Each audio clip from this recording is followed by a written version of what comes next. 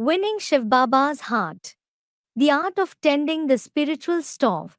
उठते बैठते याद में रहना, काम करते वक्त भी याद में रहना, तो वैसे ही भोजन पकाने वक्त में याद में रहना।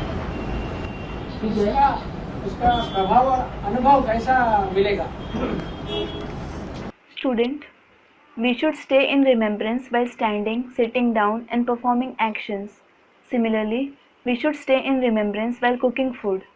How can we experience its effect? जो भी काम हम करते हैं, उस काम करते समय हमारी स्थिति कैसी है,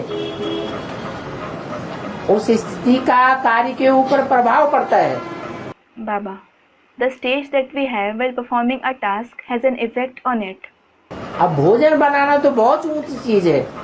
Now, cooking food is certainly a very elevated task. भोजन हमारे अपने लिए भी बनता है, तो दूसरों के लिए भी बनता है। Food is prepared for us and also for others. अपने हाथ का बनाया हुआ भोजन, उसमें अपने वाइब्रेशन भरे हुए होंगे। If the food is prepared by our own hands, it will be full of our vibrations. आत्मा सबसे जास्ती अपने को प्यार करती है, स्वयं को प्यार करती है कि दूसरों को प्यार करती है? Does the soul love itself or others the most? सबसे पहले अपने को अपने से सबसे ज्यादा प्यार होता है। Firstly, it has love for itself the most. तो भोजन बनाने वाला जब उसकी वृत्ति ही है अपने कल्याण के लिए, तो वो अपना भी कल्याण करता है और साथ साथ उस भोजन से दूसरों का भी कल्याण करता है। When the vibrations of the cook are for his own benefit, he benefits himself as well as others through that food.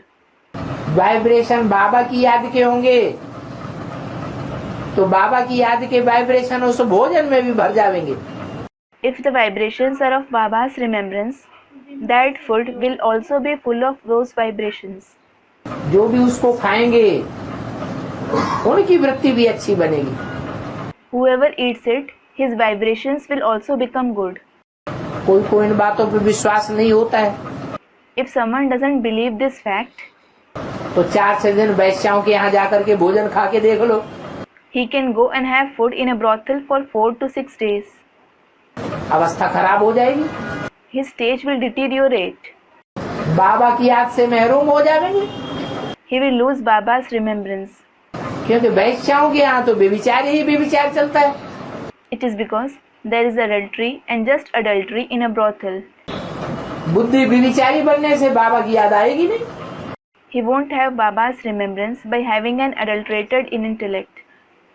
तो बाबा की याद में रह करके भोजन बनाने से वायुमंडल भी शुद्ध होता है। So the atmosphere also becomes pure by cooking food in Baba's remembrance. अब बेविचारी याद का वायुमंडल बनता है। The atmosphere of unadulterated remembrance is created. ये बहुत बड़ी सेवा है। This is a very big service. इसलिए एक मुरली में बोला है This is why it is said in a Murli, कि संदेशियां ध्यान में जाती थी, the trance messengers used to go into trance. देखती थी कि इतने बड़े विश्व के महाराजन और रसोई घर में भोजन पकाए रहे हैं। They used to see that the king of such a big world is cooking food in the kitchen. तो ये कोई छोटा मोटा काम थोड़ा ही है। It certainly isn't a petty task. जो चुल पर सो दिल पर कहा जाता है। It is said, the one who is in the kitchen, that is cooks food, is in the heart. चूल्हे पे भोजन बनाने वाला वो पहले दिल पर चढ़ता है। The one who cooks food on a stove is the one who finds a place in his heart first.